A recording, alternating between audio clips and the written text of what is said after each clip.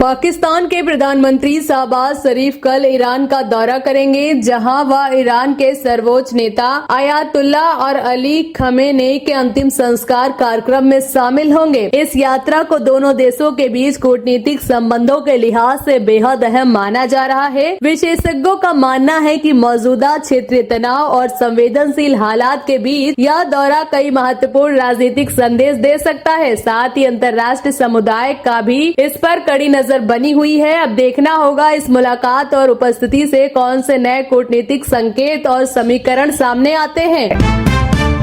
उत्तर प्रदेश से योगी सरकार ने एक बार फिर उपभोक्ताओं को राहत देते हुए बड़ा फैसला लिया है। राज्य में लगातार 7वें वर्ष की बिजली की दरों में कोई बढ़ोतरी नहीं की जाएगी। सरकार के इस निर्णय से घरेलू उपभोक्ताओं, किसानों और छोटे व्यापारियों को सीधा लाभ मिलने की उम्मीद है। ऊर्जा विभाग के अनुसार बढ़ती लागत के बावजूद दरों को स्थिर रखने का फैसला जनहित को ध्यान में रखकर लिया गया है। इस कदम को सरकार की बड़ी राहत नीति के तौर पर देखा जा रहा है।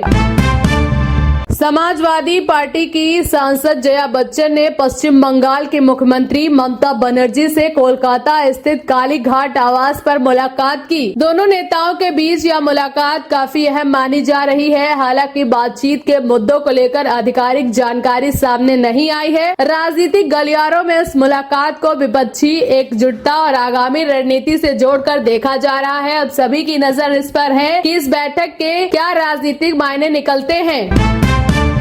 राजस्थान से बड़ी खबर सामने आ रही। प्रधानमंत्री नरेंद्र मोदी 4 जुलाई को बाड़मेर जिले के पचपदरा में स्थित राजस्थान रिफाइनरी का उद्घाटन करेंगे। इस बहुप्रशिक्षित प्रोजेक्ट को देश के बड़े ऊर्जा और प्रोटोकेमिकल हब के रूप में देखा जा रहा है। इससे पहले रिफाइनरी में आग लगने की घटना के चलते इसका उद्घाटन स्थगित कर दिया गया था, लेकिन अब सभी तैयारियां पूरी कर ली गई है। प्रशासन और राज्य सरकार ने पीएम के दौरे को लेकर सुरक्षा और व्यवस्थाओं को अंतिम रूप दे दिया है। इस परियोजना से रोजगार और औद्योगिक विकास को बड़ा बढ़ावा मिलने की उम्मीद है।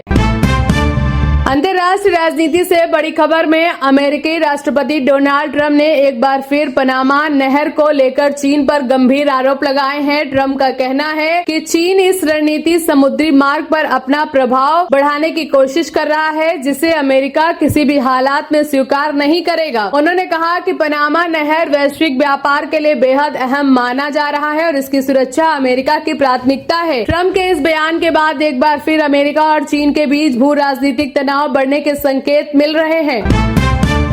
अयोध्या में चढ़ावा चोरी मामले को लेकर सियासत तेज हो गई है। समाजवादी पार्टी के प्रमुख अखिलेश यादव ने भारतीय जनता पार्टी पर गंभीर आरोप लगाते हुए कहा है कि आस्था के साथ खिलवाड़ किया गया और प्रभु राम इसे माफ नहीं करेंगे। उन्होंने इस पूरे मामले की निष्पक्ष जांच की मांग की है। वहीं बीजेपी की ओर से इन आरोपों को राजनीतिक से प्रेरित बताया जा रहा है। इस मुद्दे को लेकर दोनों दलों के बीच बयानबाजी और तेज हो गई है, जबकि जांच प्रक्रिया भी जारी है।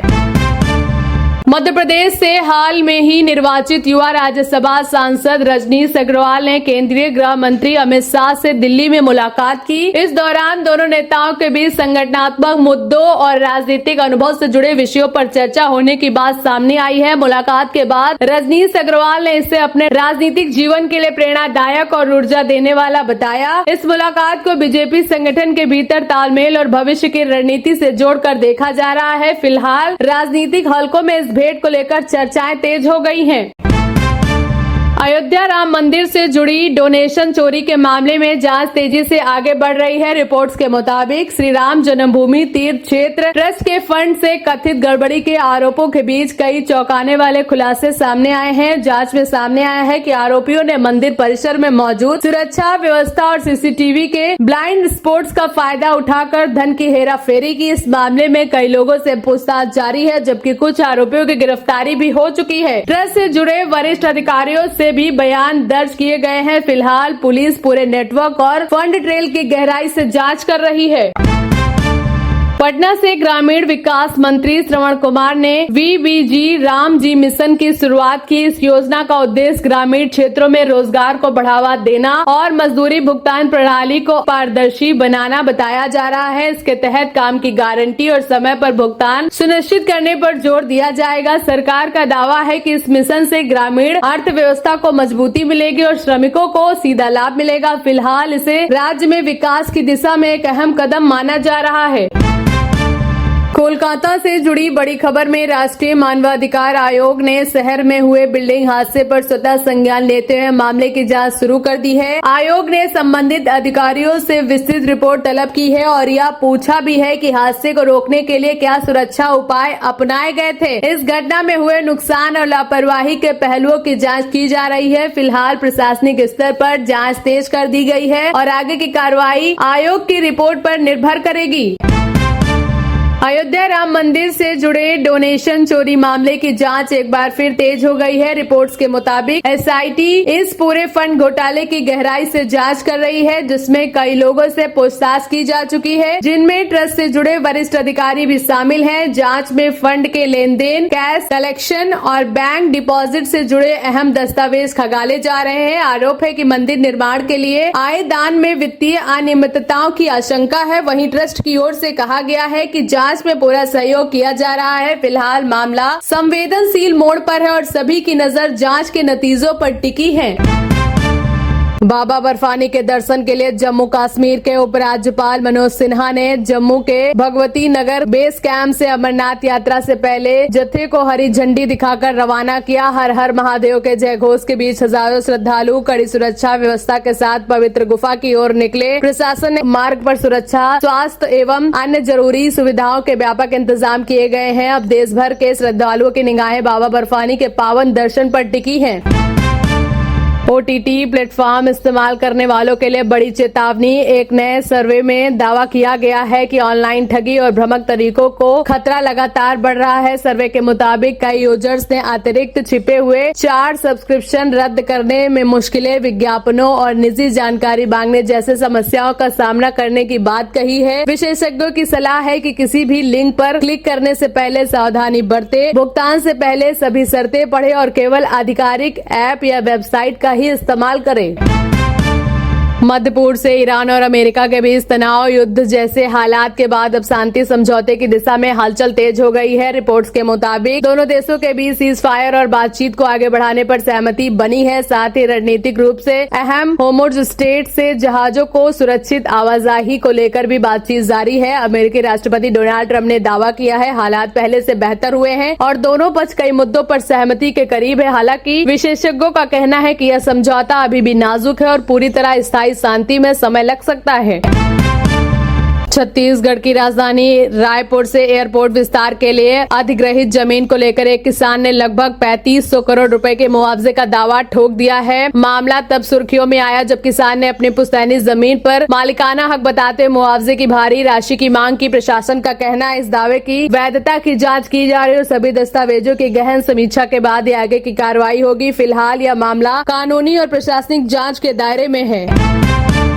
भारत और जापान के बीच आर्थिक और रणनीतिक साझेदारी को मजबूत मिलती दिख रही है। प्रधानमंत्री नरेंद्र मोदी की मौजूदगी में आयोजित भारत जापान बिजनेस फोरम में करीब 150 से अधिक उद्योग जगत के दिग्गजों ने हिस्सा लिया है। इस मंच पर दोनों देशों ने निवेश, आर्टिफिशियल इंटेलिजेंस, ऊर्जा, सेमीकंडक्टर और इंफ्रास्ट्रक्चर जैसे अहम क्षेत्रों में सहयोग बढ़ाने पर जोर दिया है। रिपोर्ट्स के मुताबिक जापानी कंपनियों ने भारत में अरबों डॉलर के निवेश पर और नई परियोजनाओं में रुचि दिखाई है। इस फोरम को दोनों देशों के आर्थिक संबंधों के लिए एक बड़ा कदम माना जा रहा है, जिससे आने वाले समय में व्यापार और रोजगार के नए अवसर खुलने की उम्मीद है।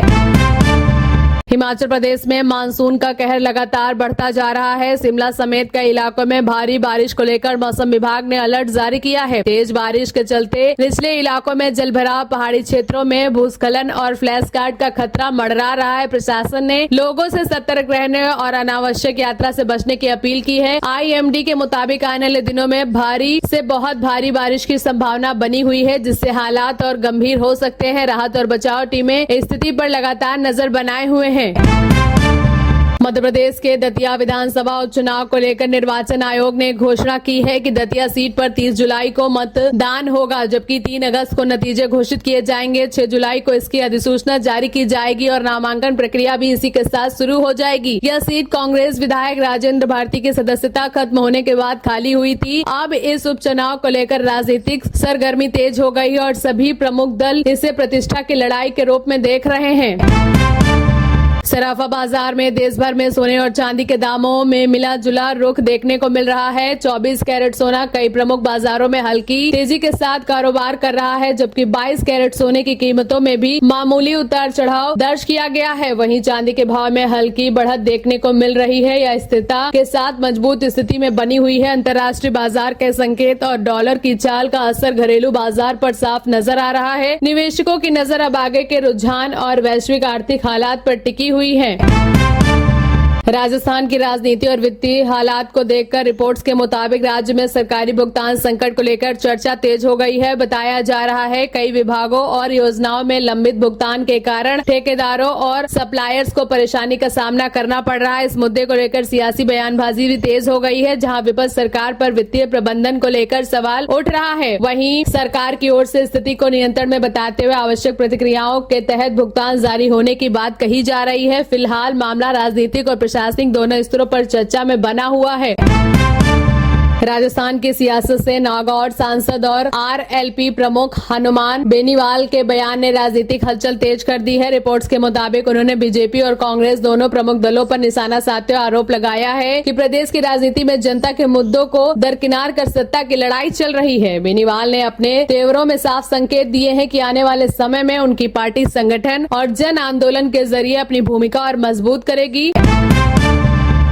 दोस्तों, आज से बाबा बर्फानी की पवित्र अमरनाथ यात्रा 2026 आधुनिक रूप से शुरू हो गई है। यात्रा शुरू होने से पहले जम्मू कश्मीर के उपराज्यपाल मनोज सिंह ने पारंपरिक विधि विधान से प्रथम पूजा की। इस बार श्रद्धालुओं की सुरक्षा को देखते हुए प्रशासन ने व्यापक इंतजाम किए हैं। जगह जगह सुरक्षा बल तैनात किए गए हैं। लैंडिंग, मेडिकल कैंप और आपातकालीन सेवा की भी सुविधा स्थापित की गई है। प्रशासन ने साफ कहा है कि केवल पंजीकरण श्रद्धालुओं को ही यात्रा की अनुमति दी जाएगी। सरकार का कहना है कि सभी श्रद्धालु नियम का पालन करें और मौसम की जानकारी लेकर ही यात्रा शुरू करें, ताकि यह यात्रा सुरक्षित और सुगम बनी रहे। दोस्तों, चार धाम यात्रा में इस साल भी श्रद्धालुओं का उत्साह लगातार देखने को मिल रहा है। सरकारी आंकड़ों के अनुसार बद्रीनाथ और केदारनाथ धाम में लाखों श्रद्धालु अब तक दर्शन कर चुके हैं। बढ़ती भीड़ को देखते हुए उत्तराखंड सरकार ने एक बार फिर यात्रियों से अपील की है कि यात्रा पर निकलने से पहले अपना पंजीकरण जरूर कराएं और स्वास्थ्य की जांच भी अवश्य कराएं। सरकार का कहना है कि मौसम को देखते हुए प्रशासन पूरी तरह सतर्क है और श्रद्धालुओं की सुरक्षा के लिए लगातार निगरानी रखी जा रही है। यात्रियों को केवल अधिकतम मार्गों पर ही उपयोग की सलाह दी गई है। दोस्तों, बिहार के चर्चित खानसर मामले में आज एक बार फिर अदालत में सुनवाई होने जा रही है। इस मामले में पिछली सुनवाई के दौरान कोर्ट ने सुरक्षा गार्डों के हथियारों से जुड़े दस्तावेज पेश करने के निर्देश दिए थे। आज होने वाली सुनवाई पर सभी की नज़र बनी हुई है। माना जा रहा है कि अदालत में पेश होने वाले दस्तावेज के आधार पर आगे की कानूनी प्रक्रिया तय हो सकती है। फिलहाल इस मामले को लेकर प्रशासन और संबंधित पक्ष अदालत के आदेश का इंतजार कर रहे हैं। दोस्तों, अगर आप आम खाने के शौकीन हैं तो आपके लिए अच्छी खबर है। राजधानी दिल्ली के जनपुरी स्थित दिल्ली हाट में आज से 3 दिवसीय मैंगो फेस्टिवल की शुरुआत हो रही है। यह महोत्सव 3 जुलाई से 5 जुलाई तक चलेगा। यहाँ देश भर के कई प्रसिद्ध किस्म के आम प्रदर्शित किए जाएंगे और लोगों को उनका स्वाद चखने को भी दिया जाएगा। आयोजक का कहना है कि आयोजन का उद्देश्य लोगों को भारत के अलग अलग किस्म के आमों से परिचित कराना है, बागवानी को बढ़ावा देना भी है।